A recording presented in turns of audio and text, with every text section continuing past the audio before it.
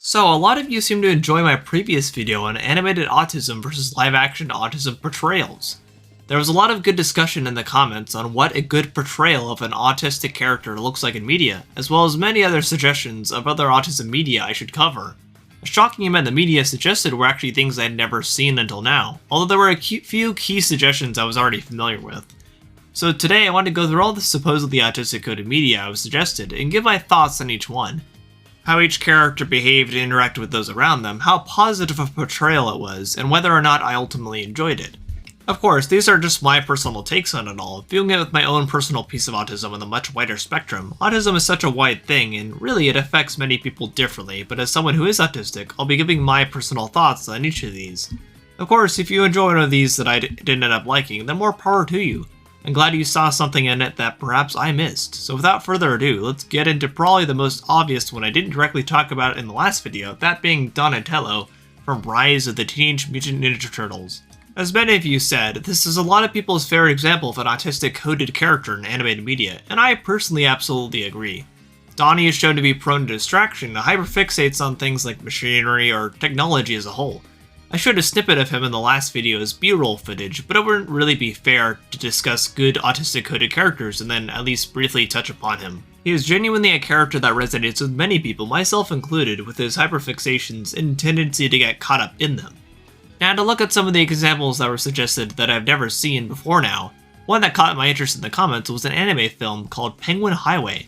I had never heard of this before, although granted I tend to be very picky with anime and decided to check it out, being told Ayanuma, the lead character in the film, was a good representation of autism coding. Unfortunately, I didn't really care for this portrayal personally. To me, Ayanuma was not really a character that seemed worth rooting for. He didn't come off as very convincing to me, with his behavior and dialogue seeming very oxymoronic and contradictory at times. As you can tell, I'm not conceited, and that makes me great. He also is oddly talented at telling convincing lies, which, at least in my experience being autistic and knowing other autistic people, is not really a trait we share. In addition to this, his weirdly romantically induced relationship with the adult nurse in the film is honestly kinda creepy and unsettling to me with how much it is shown. So ultimately, I didn't really care for this portrayal or the film it was from. Another animated film y'all recommended to me here was Mary and Max, which is especially interesting to me since it's an entirely stop-motion film made in Australia and partially based on a true story from the creator of this film, Adam Elliott. It tells the story of a young girl in Australia named Mary, who feels isolated from most of her peers due to having very sheltering parents and a birthmark on her forehead that people make fun of. Her mother decides that she needs how to learn to communicate with people, since the school is not providing her with an opportunity to do so, and sets her up with a pen pal, that being a 44-year-old Jewish man in New York City. While I was worried this would go the same route as Penguin Highway and create loads of uncomfortableness, it actually didn't somehow, and ended up coming off as oddly wholesome. Max, much like Mary, is also very isolated and doesn't really understand communication or emotions from people he meets.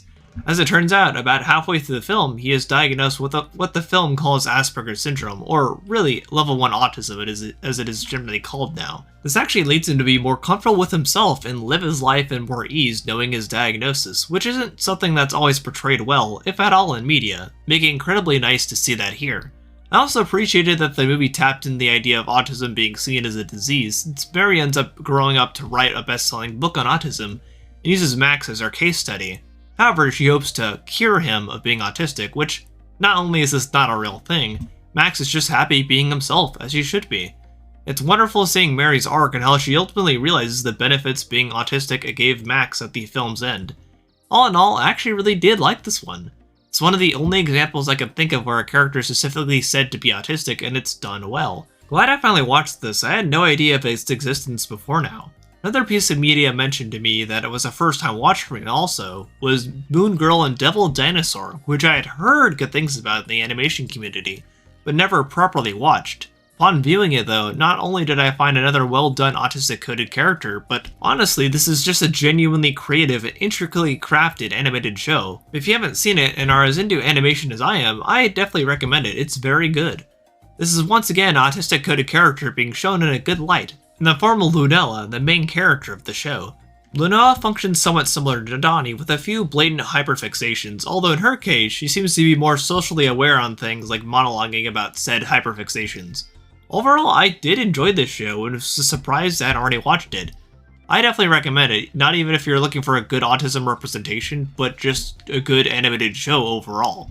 Another good example of female autism representation that I was recommended came in the form of Norma from Dead End Paranormal Park. I'd actually heard mentions of this show in the past, but not enough to get me actually sit down and watch an episode. But now that I have, I'm glad I got to view this. The character Norma is one of the show's lead characters. This is a portrayal similar to that of the aforementioned Lunella, where it's a young girl who hyperfixates on various horror films and urban legends. In this case, however, Norma is more anxious when interacting with others, and can get overwhelmed very easily emotionally. This sort of overstimulation is something myself I connect with a lot, so I was glad to see it portrayed here. Enjoyed the show overall too, a nice supernatural mystery. The next one I was suggested is the last one I wanted to discuss in the realm of animation, and one I actually did not connect the dots on until now, that being Tech from Star Wars The Bad Batch. I haven't discussed this to a terribly large degree in my videos, but I am a lifelong Star Wars fan. And while I definitely dislike most Star Wars media made specifically under Disney's acquisition of Lucasfilm, this is one I have actually enjoyed, likely due to the fact that a lot of the same creative team that worked on Star Wars The Clone Wars did this show. I personally consider Star Wars The Clone Wars to be the best piece of Star Wars media, given its deeper layers and refusal to water anything down. This is a show that talked up to younger viewers, not down to them, and it wasn't afraid to dive into darker themes and situations, providing a level of depth to the show that allowed it to be enjoyed by audiences young and old alike. So it is nice to see the same level of quality carry over to the sequel series, The Bad Batch, about a group of clones in the direct aftermath of Order 66 who weren't affected by that order. In the case of Tech, he's a member of the Bad Batch that tends to repair much of their gear, and also has an expansive knowledge on science and robotics, which aids the clones a lot during their battles. However, despite appreciating the show, I never saw Tech as autistic coded until viewing one particular episode I was pointed to for this video, that being episode 9 of season 2, called The Crossing. There's a particular scene towards the end of this episode with Omega and Tech speaking together about how Omega feels Tech doesn't express any remorse or emotion for losing a friend of theirs. Tech responds with, "I may process moments and thoughts differently, but it does not mean that I feel any less than you." To me, that is how I often feel about various situations like this too, and I know other neurodivergent folks who have told me they feel the same.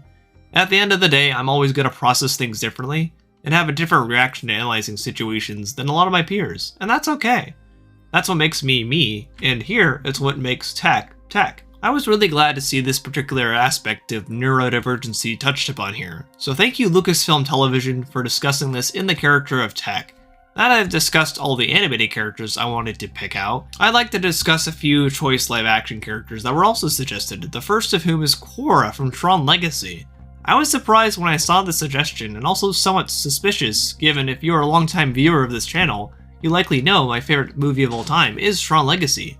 While I never quite thought about this before, I could see some of the autistic coding in Korra. She does have a clear hyperfixation with the user world, and asks Sam plenty of questions about it when he arrives on the grid. Funnily enough, despite being a literal manifested AI, she shows more human emotions and ability to communicate her feelings in a natural way than others I have discussed. This is definitely one of my favorite live-action autistic coded characters, and while I already liked Korra a lot, I like her even more now, having revisited Tron Legacy for this video. Another piece of live-action media I was recommended was A Kind of Spark, based in the book by Elle McNoll, which I have very much appreciated for actually casting neurodivergent actors for the story being told. One of the biggest problems that big-budget media with neurodivergent characters stumbles into is casting A-listic actors for those roles. A Kind of Spark really drives home just how much better media can be for actually casting autistic actors in autistic roles, since the main character, Addie, is able to very accurately showcase her social anxiety and different style of communication, with the actress playing her already being very familiar with this as an autistic individual herself. I really hope we see more roles like this filled by people who could truly understand how to showcase that accurately. Now for my last live-action character I wanted to discuss here, I was recommended Temple Grandin, based on the true story of Mary Temple Grandin, an autistic woman who invented a squeezing machine as a therapeutic device. This is not a story I was familiar with, but I was pleased to see an A-listic actress actually be able to tackle the role of a young autistic woman faithfully and respectfully. This is perhaps the only time I have seen this done in a major film production. A lot of this portrayal was able to be accurate thanks to the actress being able to speak with Mary Temple Grandin herself since she was alive during this time. Claire Danes, who portrayed Grandin in this film, stated she had spoken several times with Temple Grandin herself to get a better idea of how to portray her in her younger, more formative years.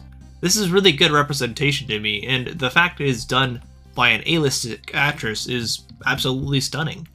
So overall, autistic representation is a very easy thing to miss the mark on, whether it's done in live action or animation. And while animation tends to nail it more often, it can be done poorly, as seen in Penguin Highway. But overall, I was pretty satisfied with the majority of these. I'm glad to see there's a plethora of media out there with genuinely good autistic characters for people to look at and see themselves in. Hey, thanks for watching. If you liked this video, give it a like. If you didn't like it, give it a like anyway.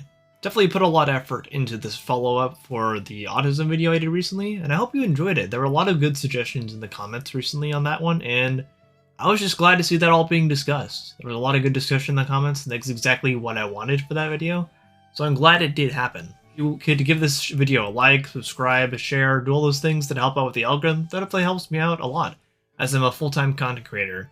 I also stream on Twitch 4 times a week. You can see that in the description there.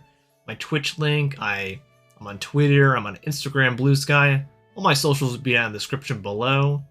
But yeah, for now, I've been Noah the Otter. I'll see you on the Otter side. Bye!